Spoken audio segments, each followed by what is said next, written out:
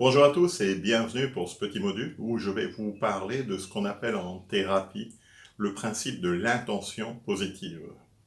Ce principe, vous allez le retrouver aussi bien en PNL qu'en hypnose. Qu'est-ce que c'est que le principe de l'intention positive? C'est quelque chose de relativement simple.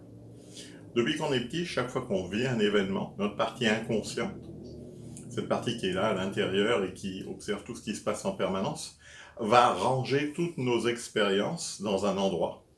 Comme si on pouvait imaginer un grand dock avec des étagères et l'inconscient va ranger toutes ces expériences sur ce dock et ces expériences, chaque fois qu'on en vit une nouvelle, vont nous servir de référence pour savoir quelle décision prendre, à quel moment, quel choix faire pour nous permettre de nous sentir bien. Alors on va tricher un petit peu, on va dire bien, mais en réalité on va voir que ça sera plus tard un petit peu différent. Donc, notre partie inconsciente a à disposition des solutions à tous les problèmes qu'on rencontre. Mais ces solutions sont en fonction de ce qu'on a vécu. C'est-à-dire que si on a vécu beaucoup d'expériences, on a beaucoup d'options possibles, on a beaucoup de choix possibles, et donc on va pouvoir, lorsqu'on rencontre un problème particulier, adopter le meilleur choix, le choix qui va nous faire aller vers une solution qui soit cohérente avec nos envies, avec nos besoins, avec notre sécurité surtout et avec notre bien-être. Alors quand je dis que on va faire le meilleur choix pour se sentir le mieux possible, ça n'est pas totalement vrai et je vous explique rapidement pourquoi. C'est-à-dire que notre partie inconsciente, elle est là pour satisfaire notre sécurité depuis qu'on est petit. Elle veille au grain, elle surveille tout ce qui se passe autour de nous et elle prend les bonnes décisions pour nous permettre en permanence d'être en toute sécurité. Et notre partie inconsciente n'a aucune notion de ce que c'est que la morale, n'a aucune notion de ce que c'est que le bien-être. Donc, qu'est-ce qu'elle va faire? Eh bien, elle va utiliser des comparatifs. Elle va utiliser des comparatifs et faire en sorte que finalement, tous les choix qu'elle fait soient des choix qui nous permettent de nous sentir le mieux possible. Mais nous sentir le mieux possible, ça ne veut pas forcément dire nous sentir bien. Ça veut dire nous sentir le moins mal possible. Si elle peut nous faire nous sentir bien, tant mieux. Mais en général, ce qu'elle va faire, c'est qu'elle va faire des choix qui, parmi telle et telle solution, vont nous amener à apprendre à choisir tel choix pour aller vers quelque chose qui nous permet de nous sentir à peu près bien. Alors c'est un petit peu confus ce que je vous explique, mais en même temps ça va être simple. Imaginez que vous soyez dans une situation où par exemple il se passe un événement devant vous et que vous ne savez pas quoi faire. Votre partie inconsciente va analyser ce qui s'est passé dans votre passé et va se dire, tiens, si jamais là, il intervient dans cette situation, il va vers quelque chose que je connais pas et ça me donne une sensation d'insécurité. Ça veut dire que votre partie inconsciente, si elle n'a pas d'option possible, si elle n'a pas d'expérience qui lui permette de vous accompagner dans l'intervention que vous devez faire dans la situation dans laquelle vous vous trouvez, ben cette partie inconsciente, elle va se retrancher et il y a deux solutions. Soit elle va vous faire vous enfuir, soit elle va vous figer sur place parce qu'elle ne veut pas que vous preniez une décision qui vous mette en danger. Donc l'inconscient va vraiment prendre la décision à votre place. Il fait cette prise de décision sous le coup de ce qu'on appelle l'intention positive. Il a une intention positive pour vous. Peut-être que le choix que vous faites là n'est pas bon au regard ou au jugé des autres personnes autour de vous, mais c'est le choix que votre inconscient a jugé le plus utile, le moins contraignant, le choix qui, pour lui, vous fera le moins souffrir. Donc la partie inconsciente a vraiment ce côté bienveillant, bienveillant vis-à-vis de vous. Il ne faut jamais oublier que notre partie inconsciente a l'âge d'un enfant de 5 ans. À partir de là, eh ben, un enfant de 5 ans, quand il arrive devant une situation, il ne sait pas trop comment réagir, il regarde ce qu'il a déjà vécu et il va agir en fonction d'eux. C'est exactement ce qui se passe avec notre partie inconsciente.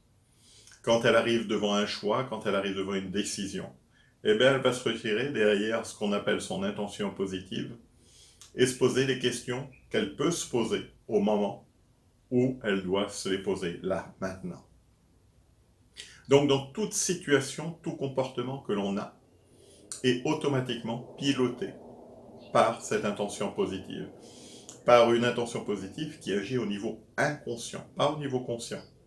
Souvent d'ailleurs, des personnes qui sont dans ces situations difficiles vont se dire bah, j'aurais bien aimé faire ça, mais je ne comprends pas pourquoi j'ai pas pu. Je me suis senti bloqué. J'ai eu envie de courir, j'ai envie de partir.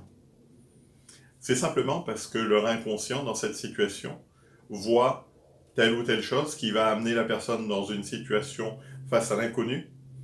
Elle se sent pas bien. Ok, l'inconscient choisit une solution qui va lui permettre de se sentir beaucoup mieux.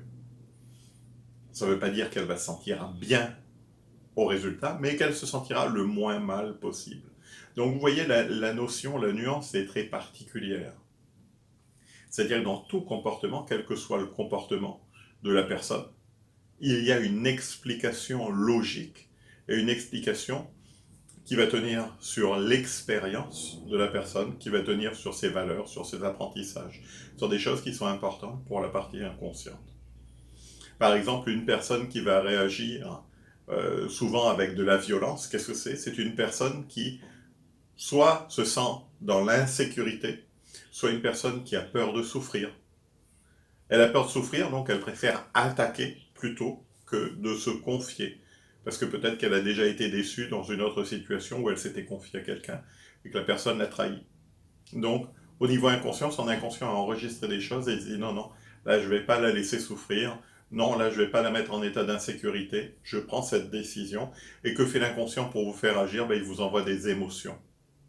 Vous voulez intervenir là-bas? Il y a une sensation qui monte là au niveau du ventre, au niveau du cœur, une oppression sur la poitrine, et vous n'y allez pas parce que votre inconscient vous a envoyé un message.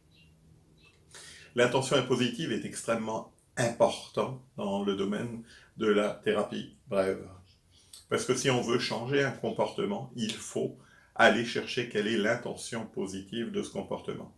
Pour des gens qui sont dans les addictions notamment, l'intention positive est extrêmement importante parce que beaucoup d'addictions sont dues à des intentions positives de l'inconscient. Par exemple, des personnes qui sont souvent dans le tabac, qui fument, sont des personnes qui, dans leur enfance, dans leur jeunesse, ont trouvé par le tabac le moyen d'appartenir à un groupe. Ça peut sembler léger ce que je suis en train de dire, mais pour toutes les personnes qui ont déjà vécu des séances d'hypnose, elles savent ce que ça veut dire. C'est-à-dire que quand elles étaient jeunes, eh bien, leur inconscient a assimilé la cigarette au fait d'appartenir à un groupe. Et leur inconscient a peur que si jamais on les prive de ce comportement, qu'elles perdent leur appartenance à ce groupe. Et souvent, une personne qui essaye d'arrêter de fumer, elle n'arrivera pas à arrêter de fumer parce que derrière, il y a cette intention positive de l'inconscient qui se dit ça m'apporte du bien-être, ça m'apporte quelque chose où je sais que je suis bien à l'intérieur, ça me permet d'exister au niveau social. Donc, ok, je vais maintenir le comportement. Et une personne qui veut arrêter de fumer, ben, dans 90% des cas, ça ne sera pas possible. Il va falloir aller résoudre ce qu'il y a derrière, aller travailler sur ce qu'il y a derrière dans le passé pour résoudre ce qui a entraîné ce comportement. Et tant qu'on ne le fait pas, tant qu'il y a cette intention positive là derrière qui est présente, le comportement ne changera pas. C'est vrai aussi pour les comportements au niveau de l'alcool, c'est vrai aussi pour les comportements au niveau du tabac. Notre inconscient n'est pas méchant. Il agit en fonction de ce qui lui semble le mieux pour nous. Et ce petit enfant qui a à l'intérieur va vraiment faire les choix qui sont à sa disposition. D'où l'importance d'avoir le maximum de choix possible. D'où l'importance d'avoir le maximum d'expérience. Et ça se voit tout de suite pour des personnes qui ont eu énormément d'expérience dans plein de domaines.